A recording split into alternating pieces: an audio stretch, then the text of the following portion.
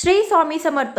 आज आपण 2024च्या मकर संक्रांतीबद्दल संपूर्ण माहिती पाहणार आहोत।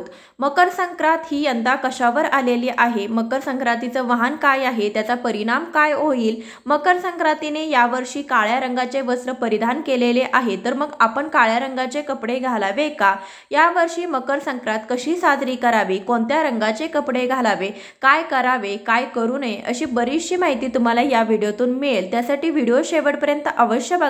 चॅनलवर नवीन असाल, पहिल्यांदाच माझे व्हिडिओ पाहत असाल तर चॅनलला नक्की सबस्क्राइब करा।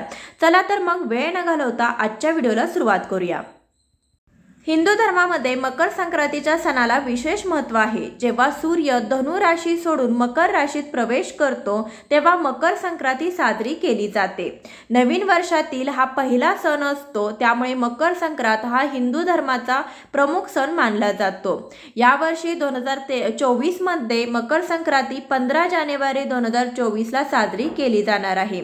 ग्रहांचा राजा सूर्य 14 जानेवारी 2024 रोजी मध्यरात्री 2:42 मकर राशीमध्ये प्रवेश करेल। 15 जानेवारीला उदय तिथी येत आहे, त्यामुळे 15 जानेवारी 2024 ला मकर संक्रांती हा सण साजरा करण्यात येईल। सूर्यास्तानंतर राशीत बदल झाल्यामुळे यावर्षी मकर संक्रांतीचा शुभ मुहूर्त 15 जानेवारीलाच असणार आहे। यावर्षी मकर संक्रांत घोड्यावर बसून येईल, म्हणजे मकर संक्रांतीचं वाहन घोडा आहे आणि उपवाहन हे सिंह असणार आहे।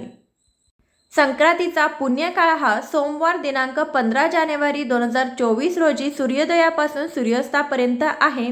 सूर्याचं मकर संक्रमण विशिष्ट कारणावर होत असल्याने वाहन घोडा आहे, उपवाहन सिंह आहे। तिने काळे वस्त्र परिधान केलेले असून हातात भाला घेतलेला आहे, हळदीचा टिळा लावलेला आहे, वयाने वृद्ध असून बसलेली आहे, वासाकरता दुर्वा घेतलेल्या आहेत, चित्रान्न भक्षण करीत आहे, ब्राह्मण जाती आहे, भूषणार्थ सोने धारण केले आहे, वार नाव भोरा व नक्षत्र नाव महोदरी असून सामुदायिक मुहूर्त 15 आहेत, उत्तरेकडून दक्षिणेकडे जात आहे, नैऋत्य दिशेस पाहत आहे।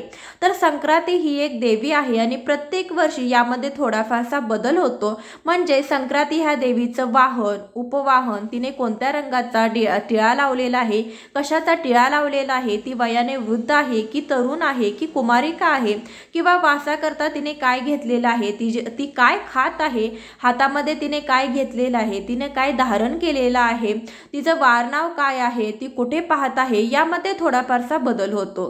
तर या वर्षीचं संक्रांती कशी आलेली आहे हे मी तुम्हाला अगोदर सांगितलेलं आहे। तिचं वाहन हे घोडा आहे आणि हळदीचा टिळा लावलेला आहे, वयाने वृद्ध आहे, त्यानंतर तिने सोने धारण केलेलं आहे, ब्राह्मण जाती आहे। संक्रांतीने यावर्षी काळ्या रंगाचे वस्त्र परिधान केलेले आहे। तर संक्रांतीने ज्या रंगाचे वस्त्र परिधान केलेले आहे त्या रंगाचे वस्त्र आपण परिधान करू नये असं पूर्वपात रूढीप्रमाणे सांगितलं जात आहे। संक्रांती ही एक देवी आहे, जिला दुर्गा देवीचा अवतार असा मानला जातो आणि संक्रांती देवीने ज्या रंगाचे कपडे परिधान केलेले आहे त्या रंगाचे कपडे आपण परिधान करू नये असं सांगितलं जातं। तर संक्रांती या सणाला हळदी कुंकवाचा मोठा कार्यक्रम असतो। संक्रांती हा सण सुवासिनी महिलांसाठी खूप शुभ मानला जातो। तर ज्यांची पहिली संक्रांत आहे ती सुद्धा मोठ्या थाटामाटाने साजरी केली जाते।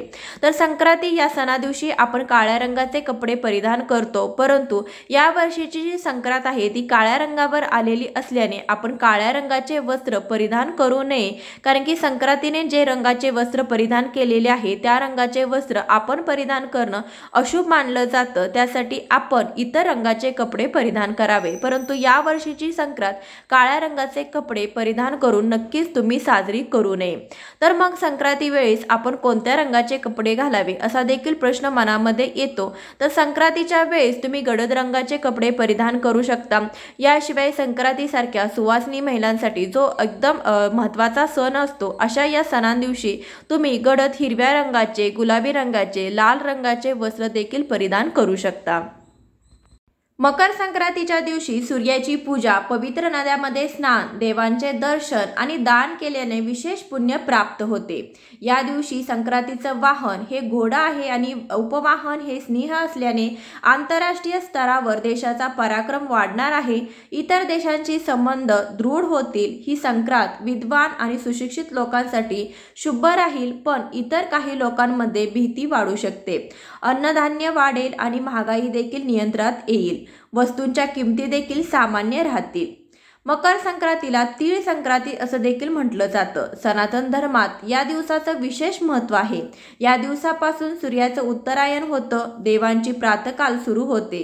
सत्यव्रत भीष्मांनीही बाणांच्या शय्येवर राहून मकर संक्रांतीची वाट पाहिली। असं मानलं जातं की उत्तरायण झालेल्या सूर्यामध्ये मृत्यू झाल्यानंतर मोक्ष मिळण्याची शक्यता वाढते।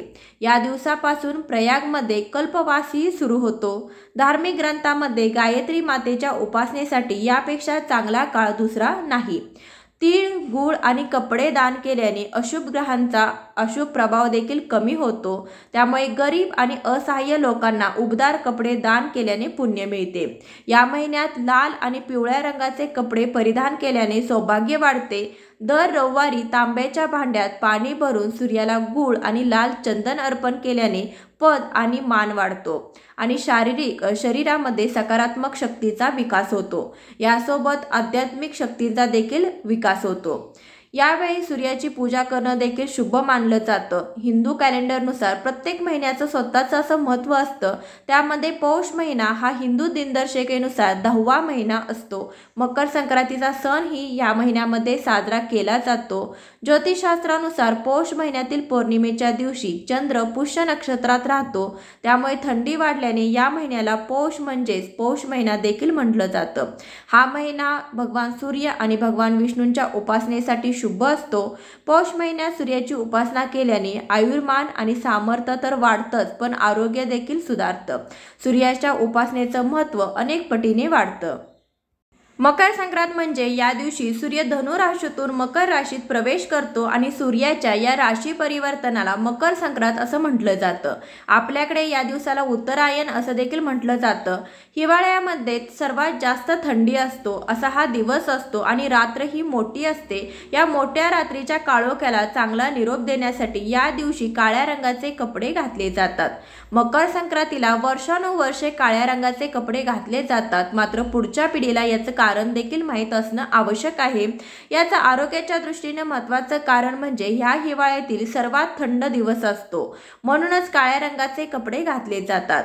इतर रंगाच्या तुलनेमध्ये काळा रंग हा उष्णता अधिक शोषून घेतो आणि थंडीपासून संरक्षण करण्यासाठी याची मदत होते। यामुळेच या रंगाला मकर संक्रांतीच्या दिवशी प्राधान्य देण्यात येतं। शरीर उबदार ठेवण्यासाठी याचा उपयोग होतो आणि लहान मुलांपासून ते मोठ्यापर्यंत काळ्या रंगाचा कोणालाही उपयोग घेता येऊ शकतो। परंतु यावर्षीची जी मकर संक्रांत आहे ती मकर संक्रांत काळ्या रंगावर आल्याने आपण काळ्या रंगाचे कपडे घालू शकत नाही। या व्यतिरिक्त तुम्ही कोणतेही गडद रंगाचे कपडे घालू शकता, जसे की लाल, हिरवा, त्यानंतर गुलाबी यासारखे कपडे तुम्ही यावर्षी घालू शकता।